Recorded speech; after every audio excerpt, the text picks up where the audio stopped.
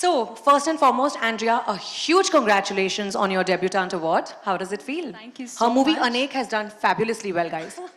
Thank you so much for having me, first of all. I think the main feeling that I have is a gratitude. Gratitude to the industry for recognizing my hard work and for seeing potential in me. Gratitude to everyone back home for the immense love and support that I've had. This is a huge step for not just me, but everyone back home. And I hope to see many more people in the industry from home. Yeah. How sweet, of course. What role does Ayurveda play in your skin and hair care regime? I think for me, Ayurveda is not just about outer but inner beauty as well. I'm a huge skincare girly, so I use a ton of Ayurvedic face oils and hair oils.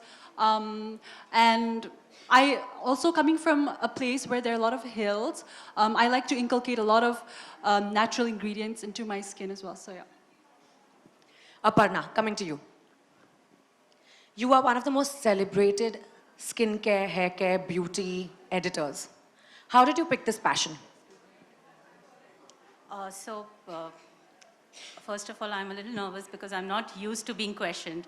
I'm always on the other side. I'm asking the questions. I'm loving this. It's perfect. All right.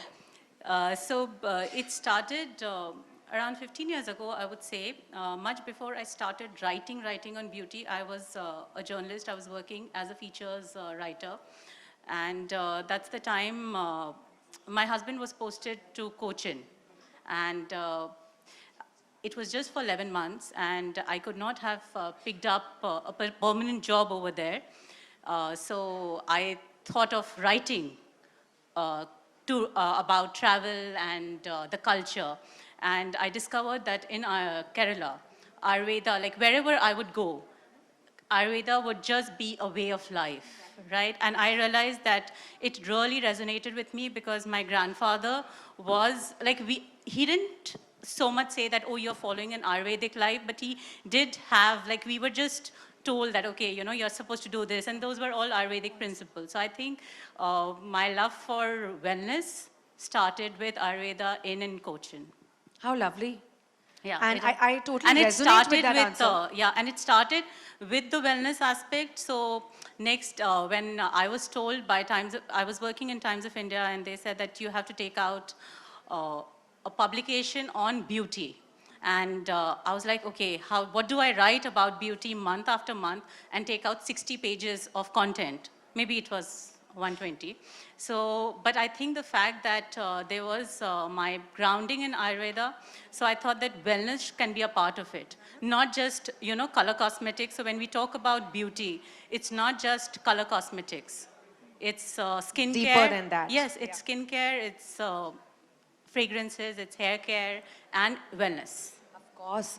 Is it difficult for you guys to vet the products before you feature? Yes.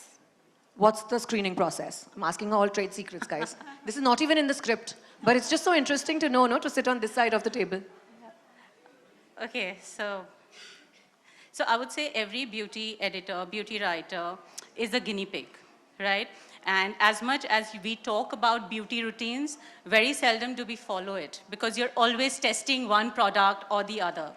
So I would say the process of, for me, I would say the first thing is that how does the product look, right? Because if you're looking at being featured, the first thing is how you look. If you look nice, then I go inside and see the texture, the formulation, and all that. And the second thing is, the first point of contact is visual. Absolutely. That makes sense. It's the same in my job. The first point of contact is visual. So if I see if I see a particular product, their labeling is not, they're not putting attention to what is on the package. I really doubt what is inside it. Because I feel if you don't have attention to details. Yeah, packaging. Packaging, and then probably you need direction to grow. You're not in the space to be featured. Of course. That reminds me of my lesson back in college of the 4 Ps. Philip Kotler. Anyway, so moving on. So many people follow what you write. How do you personally testify for the product? What are the things that you look at? I think we've already covered this. Yes, so I look at, I also look, so whenever it's a new brand, right? When you asked me earlier, how do you feature it? I was talking more from an editorial publication point of view. But because I have a page, I also have an opportunity to support smaller brands, which I feel have the potential. And I feel one of my ways to feature, to connect with a new brand is to speak to their founders. If the founder journey, if it is something that I connect with, then I feel that's my first point of connection. True, absolutely. A Well founder said. has to be, I want to know how much do they know the product, why have they started it, that kind of a thing. And also how invested they are. How invested in they their are. journey, how committed they are to their How own journey. committed, what is their vision? Absolutely. Okay, now this is a common question for both of you. When we change the way we look at things, the world around us changes. What's your Nazariya Badlo moment? Sorry, what's your hashtag Nazariya Badlo moment? Sorry, can you repeat the question, please? When we change the way we look at things, the world around us changes. It's basically all about perspective, right? So what's your Nazariya Badlo moment? I think personally, I can be really pessimistic at times, and that reflects outwardly. So I think it's really important to have a positive mindset, and also at the same time, like she said, Ayurveda is a way of life, to be able to inculcate that internally. Yeah, I don't think I have a Nazariya Badlo moment, but I hope, I mean, like, now that I'm here, I hope that I have one soon. Yeah. You don't have it as yet. As yet, that's a big word. Darling, you have a long way to go. There'll be many. What about yours? My Nazariya Badlo moment, I would say it's more of a habit than a moment. When I feel very overwhelmed by things, and I feel that very often I am kind of a overthinker, and that's why I have attention to details. So my Nazariya Badlo moment would be when I used my, I would say my attention to detail, my overthinking, I change it to attention to detail, and I can help others. That's amazing.